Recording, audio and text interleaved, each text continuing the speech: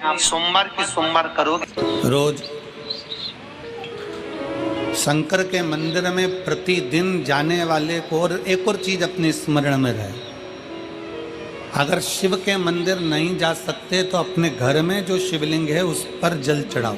और यदि आप अपने शंकर के घर में शिवलिंग पर भी जल नहीं चढ़ा पा रहे हो तो किसी बेलपत्री का वृक्ष हो, उस वृक्ष के नीचे भी जल चढ़ाओ।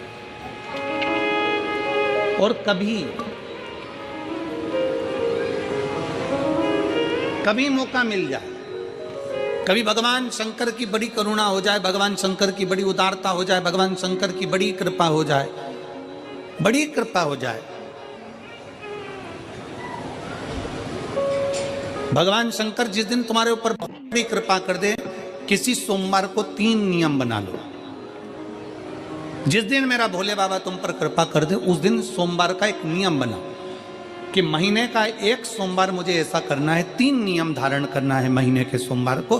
पहला, सुबेरे जाकर शंकर भगवान को 1 लोटा जल चढ़ाना है। दूसरा, दोपहर के समय पर जाकर मुझे बेलपत्री के वृक्ष के नीचे एक चावल का दाना रखकर बेलपत्री की 7, 11, 21, 108, 51 जितनी परिक्रमा आप लगा सकते हो वो लगाना है। और तीसरा, बेलपत्री के वृक्ष के नीचे और शंकर के मंदिर के दरवाजे पर मुझे एक घी का दीपक लगाना है। बस ये 3 नियम जिसने महीने में एक बार ले लिया, समझ लो उसको पीछे हटने की जरूरत ही नहीं, वो आगे ही बढ़ेगा। महीने के किसी एक सोमवार का ऐसा नियम बना लो कि मुझे 3 नियम धारण करना है महीने के किसी भी एक सोमवार को। हम ये नहीं कहेंगे कि तुम सोमवार 5 पढ़ रहे हैं तो 5 को करो, 4 पढ़ रहे हैं तो 4 को करो, 3 पढ़ रहे हैं तो 3 को करो।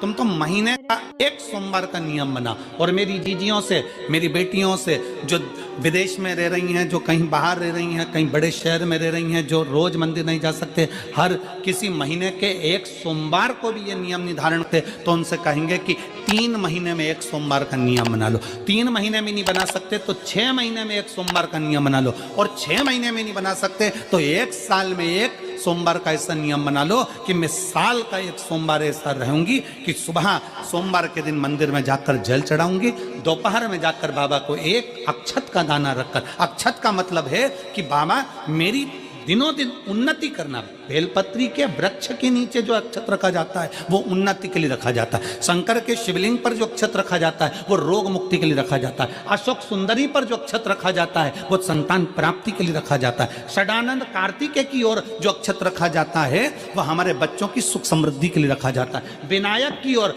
गणेश जी की ओर जो अक्षत रखा जाता है वह हमारे घर में कोई मंगल कार्य आ जाए उसके लिए रखा जाता है। और जो पीठिका होती है जिस पे शिवलिंग रखा होता है, पार्वती जी का हस्तकमल, उस पर अक्षत रखा जाता है तो नारी के अखंड सौभाग्य के लिए रखा जाता है। अक्षत रखने का भी तरीका है।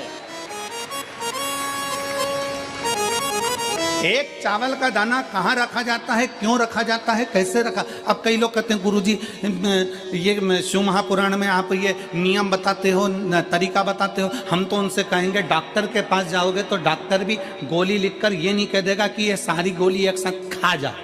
डॉक्टर भी कहेगा ये गोली सुबह खाना है, ये गोली शाम को खाना है, ये गोली दोपहर में खाना, ये गोली भूखे रहकर खाना। बोलो सही है कि गलत है? ये रात्रि को खाना खाने के बाद खा लेना, ये खाना खाने के पहले, ये नाश्ते के पहले। और सुनो, ये दवाई, ये वाली पीछे वाली जो दवाई लो ना इसको दूध से लेना, ये वाली जो दवाई लो ना इसको पानी से लेना। और सुनो, ये डब्बी है इसको पानी में मिलाकर फिर पीना। दवाई लेने का भी तरीका है, उसी तरह शिव महापुराण में एक एक अक्षत का भी तरीका है और एक एक बेलपत्री का भी तरीका है।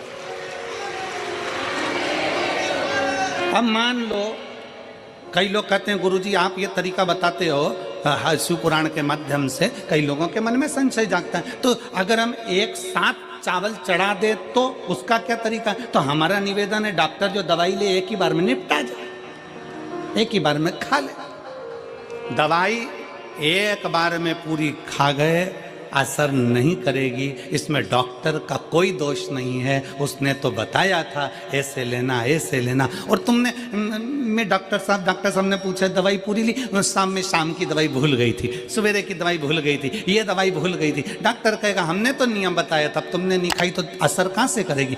तुम असर कब करती है? जब हम पूजन के तरीके को जान जाए, जब हम अर्चना के तरीके को जाए। आप साल भर का एक सोमवार निकाल लो, 6 महीने का एक सोमवार निकाल लो, 3 महीने का एक सोमवार निकाल लो, महीने का एक सोमवार निकाल लो, अपने से दिल में बन जाए तो एक सोमवार ऐसा निकालो जिसके 3 नियम धारण हो। पहला, उसी सोमवार जिसको कर रहे हो उस दिन सुबह जल चढ़ाना। दूसरे, दोपहर के समय पर जाकर बेलपत्री के वृक्ष के नीचे एक चावल का दाना रखना और परिक्रमा बेलपत्र की जितनी तुमसे बन जाए, जितनी तुम्हारे शरीर की कैपेसिटी हो, जितना तुम्हारा शरीर चलते बन जाए। हम तो ये भी नहीं कहते कि तुम भूखे रहकर भगवान का भजन करो, हम कभी नहीं कहते। हम तो यहां तक कहते हैं, हमारे पुष्टि मार्ग में यहां तक कहा गया कि वल्लभ कुल की एकादशी करो, भले बकरी जैसे चरो पर एकादशी करो। हम तो यहाँ तक कहते हैं कि बहुत समय से कल मेरी एकादशी है, एकादशी है, एकादशी है, एकादशी है, पूरे घर को हिलाकर रख दिया, एकादशी है, एकादशी, एकादशी है।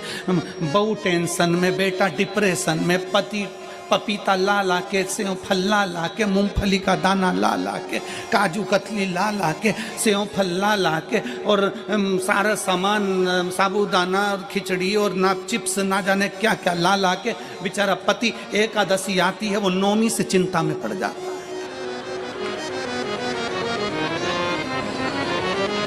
हम तो ये भी नहीं कहते कि तुम व्रत बहुत भारी करो, तुम व्रत उपास भी बहुत बहुत टेंशन वाला करो, ना ना ना।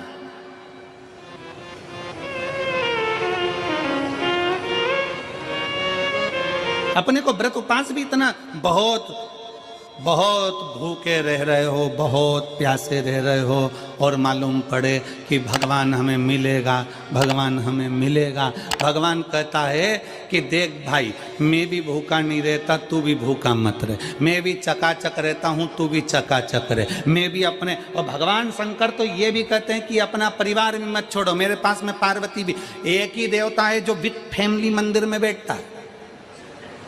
शंकर जी हैं तो पार्वती जी है, तो गणेश जी हैं, तो कार्तिकेय जी हैं, तो नंदी है, सब मंदिर के अंदर चाहिए। शंकर भगवान अपने पूरे परिवार के साथ। शंकर जी तो ये कहते हैं अकेले तुम क्यों रहते हो। शिव जी की एक बात अपने ध्यान में रखना, कितनी सुंदर बात है शंकर भगवान की, बहुत ध्यान में रखिएगा।